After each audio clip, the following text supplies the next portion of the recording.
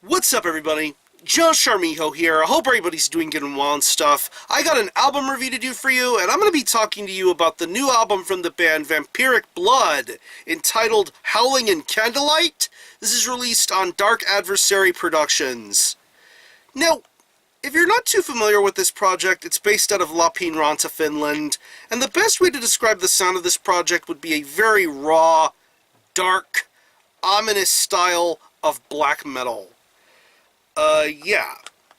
Vampyric Blood is a one-person project formed by an entity known as Lord of Shadows. He pretty much is the main figure and catalyst behind this project, doing everything, doing the vocals, all the music, all the ambience, everything. And over the last several years, this project has been putting out some very notable and worthwhile music. From a series of really killer splits with projects like Drowning the Light and Malefices, to some very solid EP and full-length material, most notably his 2012 debut, Ordo Dracul. Everything about that album was incredibly impressive, very gloomy, very ominous, very fearful, but yet it maintained the qualities of traditional raw black metal, and I really enjoyed that album a lot. There was even a killer EP release from last year entitled Vampires of the Bleeding Moon. It was just a couple of tracks long, but it gave you an idea of what was going to be soon to come from this project. And now here we are with the second full-length from Vampyric Blood entitled Howling In Candlelight. It's 9 tracks, and it clocks in at around 41 minutes in length. And the thing that I really enjoy about this album is the fact that it has a very slow sort of build-up going for it. It sets the mood very perfectly with a track like Lighting the Candles in Storming Darkness. But once that slow build begins to fade away, and this album begins to kick-start things properly, you get an idea of how far along Vampyric Blood has come along, and just creates some very fearful, raw, and genuine black metal.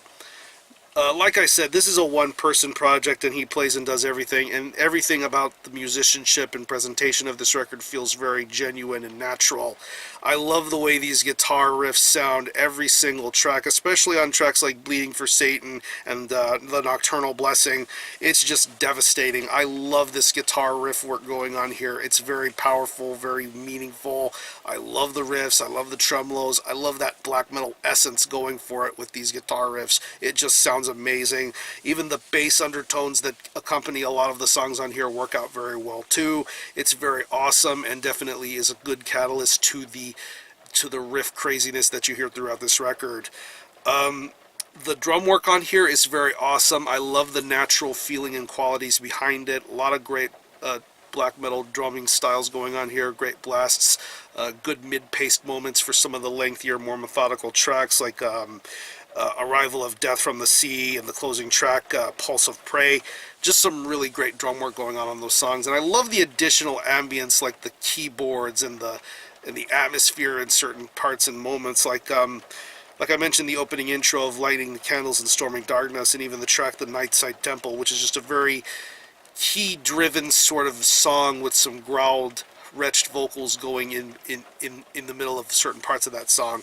I just love those little bits and pieces to add to the tension of this record. And since I mentioned the vocals, that's another thing that really stands out to me about Vampyric Blood, is how awesome these vocals are.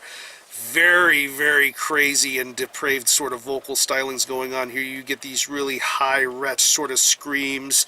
You get the little bits of spoken parts here and there. Just the overall stories being woven and told by the vocals work out very well here. It's a very methodical and tactful sort of vocal performance, and it really makes you appreciate the ideas and stories being driven with an album like this. So overall, this is definitely, I feel, a lot stronger record than Ordo Dracul. I think there's a lot of great moments to be heard and listened to on this release. A lot of great riffs, a lot of awesome vocals, a lot of great stories to be told and woven. If you're a fan of raw black metal, Vampyric Blood is the band to be supporting and checking out. So if I had to think of any personal favorite tracks, I would definitely have to say Bleeding for Satan, The Nocturnal Blessing, Arrival of Death from the Sea, Desperate Shadows. just some really killer tracks. So what I'm going to do is I'm going to leave you some links in the description box as to how you can get a hold of this album and listen to it. I will leave you a link to the Dark Adversary YouTube channel where you can stream this album in full, officially, in its entirety. Hear it for yourself, be your own judge as to whether you think it's worthy of being purchased or not. And I will also leave you a link to the Dark Adversary web store where you can purchase a physical copy. If you want to purchase it in the States, keep an eye out for sites like Humanity's Played or Arcane Altar. I believe they will stock it in the United States like previous Dark Adversary releases usually do. So, again, the album is Howling In Candlelight by Vampyric Blood. This is released on Dark Adversary Productions. Go check this out. And for a score, I'm going to give this a very solid 9 out of 10. Very awesome raw black metal from Finland. If you happen to have heard this album, definitely let me know what you think about it and how you feel about it and how you think it compares to previous Vampyric Blood releases. Or any of you guys into Vampyric Blood, let me know. I'm going to conclude this review. Thanks a lot for watching. Thanks for checking out my channel. Until the next time, Army Hope out.